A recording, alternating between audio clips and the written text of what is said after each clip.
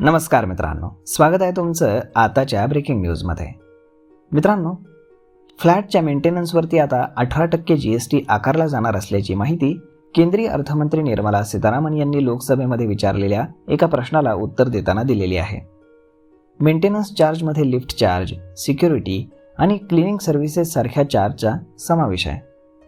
जर हाऊसिंग सोसायटीचा वार्षिक टर्नओव्हर हा 20 लाखांपेक्षा जास्त असेल तर त्यांना GST द्यावा लागेल.